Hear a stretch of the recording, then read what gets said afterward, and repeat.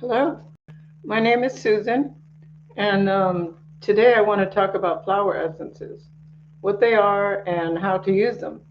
A lot of people don't even know what flower essences are. When you tell them flower essence, they suddenly want to smell it and see the fragrance, but there is no fragrance. We use most of the flower essence practitioners use brandy to make the essence, so it might smell like brandy, but it's not going to smell like the flower. Sometimes there is a little bit of a different odor in each one depending on the flower that's used, but it is not an essential oil. It is vibrational in nature. There is no machines used to make it, as in the essential oil. They have to put it in a hopper and get the oils and water separated. And there's definitely a machine component to making essential oils. But with flower essences, you don't use any machine. It is made by individuals, hopefully made by individuals. The bigger companies such as Bach and so forth are usually made in bulk, so I wouldn't go with those if I were you. Just my own personal opinion. But I wrote a few notes down here.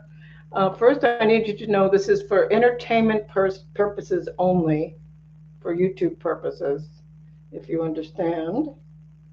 And okay, so it is that. Now, I am a flower essence practitioner. I've been one since the 1990s, before they even had flower essence practitioners, as far as I know.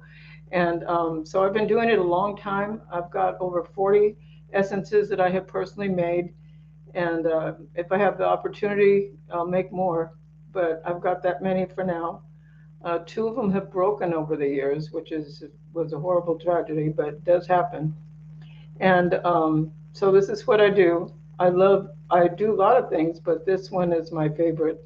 And I love flower essences so much. They're so magical, super magical. The David Kingdom, the elementals. Okay, they work on a subtle level. Flower essences aren't used in any way like essential oils. You can use them by putting them on your pulse points, such as essential oils also, but otherwise you take them internally, or there's other ways to do it. But we'll talk about that in a minute. But they work on a subtle level.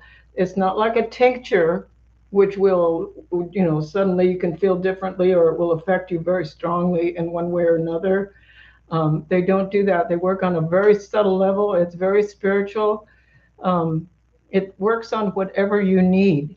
So, in other words, if you take a flower essence for a certain thing, and you don't have anything wrong with you in that, or nothing is dysfunctional in that area, it's not going to do anything for you.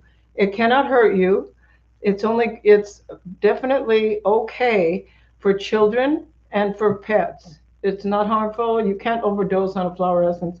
It does have brandy in it, so imagine if you drink, 50 of them, you might get a little high. I don't think so, but there's no harmful effects from it. It will only give you what you need, and they're wonderful. They know exactly what you need, and they're very, very magical. Okay. Um, yes, they're not made by a machine, so that's really important to know that they are made individually. The best flower essences are made by one individual, or maybe more than one at a time. But you sit with the flower. You actually engage with the flower as you're making it.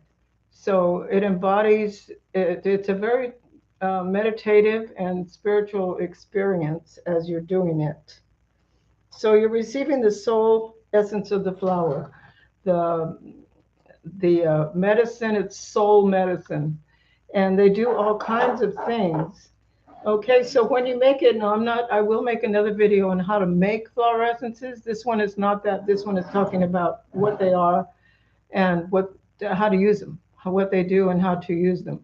There's there's so many flowers. There's probably a million flowers, different flowers, and then different kinds of flowers. For instance, sunflower. There's a zillion types of sunflower, so they're all different. This is the mother essence. This one you make, and it can look in different ways. Depending on what bottle you use, but you make the flower essence and it's called the mother essence. You do not take the mother. You keep it in your container, and then when you're ready to take it, you put it in what they call a stock bottle. And this is a stock, and this is my goddess essence. But you put it in a stock bottle, and this is you take it from stock bottle. So anytime you see it for sale, 90% of the time it's stock. But you can make a remedy from the stock. That's why it lasts forever. Just a little bottle like this can last a very long time. You can make a remedy bottle from this in the same fashion that you make the stock bottle from the mother. So you're not going to be taking the mother. You only put a few drops in the stock bottle because it works on a subtle level. Okay, then there's ways to take it, which are many. The most common way is under your tongue, similar to a tincture, I suppose. You use a certain amount of drops if you feel led to do that. You don't have to. You can put the whole dropper in. I like to count the drops depending on what the flower is, what it's for, what I number a number that's important to you. So usually it's less than 10. I wouldn't say you need a whole bunch, and you can put it under your tongue and hold it there, and hopefully think of the flower that you're taking. You can also put it on your pulse points, like I said, if you want to do that. A lot of people put it in a glass of water or a thermos of water and just drink it, sip on it throughout the day or whatever, knowing that it's in there and being conscious of what it does and what it's offering you. A lot of people, or some people, can put it in their bath water.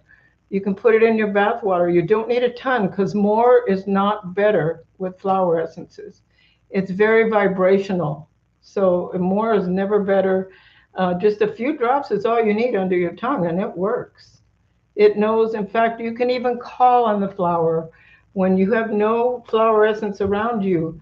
Say, like Latana. I called on Latana once, and I had an experience with that. So you can call on any flower if you're in a situation where you need the help from the flower. And let's see if I'm missing any of them. I don't think so. Oh, you can also put it on your food. Some people actually sprinkle it on their food. You can put it in your food. It does have the alcohol, so it'll burn off on that. So you can do it anytime. You can take them throughout the day. And for instance, if there's one that's for depression, you start feeling sad, or you're feeling grief and you start feeling overwhelmed with grief, you take it then.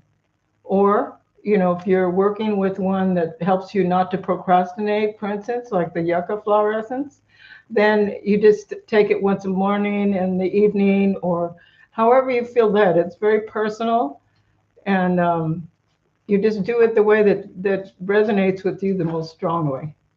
So I hope I've covered everything. It's a very simple, wonderful thing. I want to make a video also on how to make the flower essence, because anybody can do it. I suggest doing it with reverence and appreciation for the flower, because it's of the David kingdom. It's an elemental thing, and they sort of require that. Yeah, I've got to tell you a quick story. I went with a friend up to the mountains, and he was harvesting some manzanita wood. And I told him, don't take the mother. Don't ever take the mother. Well, we're not talking about making it, but you're never supposed to take the mother, pick from the mother plant. If there's a lot of plants around there, you can tell which one is the mother because it's a big one. And he said, take that piece of wood. And so he tried to grab it and smacked him in the face. And I started laughing. I thought that was funny. I said, well, you're supposed to ask the flower first. And he didn't ask. He had no respect for the flower or for the plant, bush. And so he said, oh, heck with it. So he tried it again, and it smacked him right in the face, gave him a fat lip, and knocked him right to the ground. So after that, he did go to a different bush. But I'm just telling you that plants are sentient. They know what's going on. They're amazing, amazing helpers. And if you believe in it, they're extremely magical. So I hope this helps. If you have any questions or comments, please put them below in the comments. I would love to know what I'm leaving out or what people want to know. And I'll be making a video next on how to make the flower essence, which I hope some of you are led to do that, because every time I see a flower, I really want to make it. Of course, you can't always do that because sometimes it's in a public place and it does take a few hours. You can't really do it, or if it's on a freeway or something. So I hope this helps everybody. So let's see if I can figure out how to do this. I haven't made too many videos. I've only made a few. So this is my first flower essence video, and please let me know what you want to know. And I will also be going over each essence. I have over 40 essences plus several blends.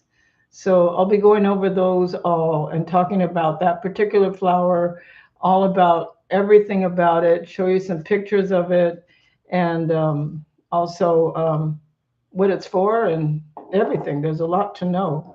And I did forget to show you my flower essence book. I have a huge binder here with all the flower essences that I've collected over the years. And I've got them in a makeshift ABC here. And you can open it up to any page, and it's got all my notes from harvesting it and so forth. So I'll be talking about that when you make the flower essence. You need to take it seriously because they require that. Flowers don't mess around. Or they do mess around, but only with fun. So everybody have a good day, and thank you so much for listening.